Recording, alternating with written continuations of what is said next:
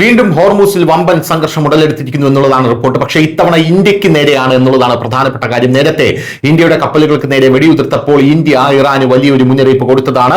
അബദ്ധത്തിൽ വെടിയുതിർത്തതാണ് എന്നാണ് ഇറാൻ പറഞ്ഞത്. പ്രധാനമായും എന്തായാലും ഇറാനിൽ ഇപ്പോൾ തീരുമാനമെടുക്കുന്ന ആൾ മാറി. പട്ടാള അട്ടിമറി വന്നതിന് ശേഷം ഇന്ത്യയുടെ അത്ര നല്ല നിലപാടല്ല ഇറാൻ സ്വീകരിക്കുന്നത് എന്നുള്ളത് ഒരു പ്രധാനപ്പെട്ട കാര്യമാണ്. ഇപ്പോഴിതാ ട്രംപ് വെടിനിർത്തൽ അനിശ്ചിതമായി നീട്ടി. പക്ഷേ ഹോർമൂസിന് ചുറ്റുമുള്ള ഉപരോധം നിലവിലുണ്ട്.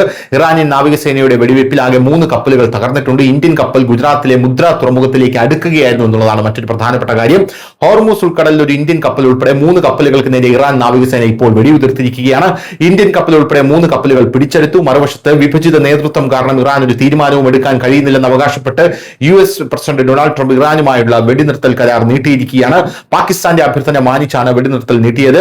US പ്രസിഡന്റ് ട്രംപ് യുദ്ധം അവസാനിപ്പിച്ചുകൊണ്ട് വെടിനിർത്തൽ നീട്ടിയപ്പോൾ ഇറാനെതിരായ ഉപരോധം തുടരുകയാണ് അമേരിക്ക. ഉപരോധം പിൻവലിക്കുന്നതുവരെ അമേരിക്കയുമായി ചർച്ച നടത്താൻ അവർ വ്യക്തമായി വിസമ്മതിച്ചു. ഇറാനെ ശ്വാസം മുട്ടിക്കുന്നത് പോലെ US ഇറാനെതിരായിട്ടുള്ള സാമ്പത്തിക ഉപരോധം തുടരുന്നു. അതുകൊണ്ടാണ് ഇറാനുമായി ചർച്ചയ്ക്ക് പോകാൻ തയ്യാറെടുക്കുകയായിരുന്ന സ്റ്റീവ് വിറ്റ്കോഫിനോടും ജാറെഡ് കുഷ്നറിനോടും അവസാന നിമിഷം വൈറ്റ് ഹൌസിൽ നടക്കുന്ന ചർച്ചകളിൽ പങ്കെടുക്കാൻ ആവശ്യപ്പെട്ടത്.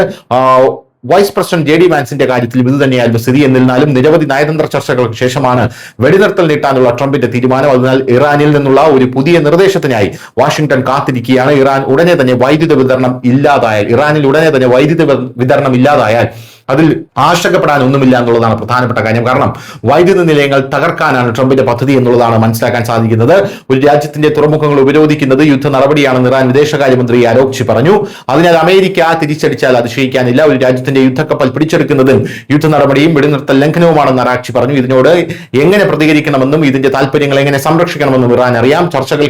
ചർച്ചകളെ കുറിച്ച് പറയുമ്പോൾ അവ എപ്പോൾ ആരംഭിക്കുമെന്ന് പറയാനാകില്ല എന്നും ഇറാൻ ഇപ്പോൾ സൂചിപ്പിക്കുന്നു. News desk news India Malayalam.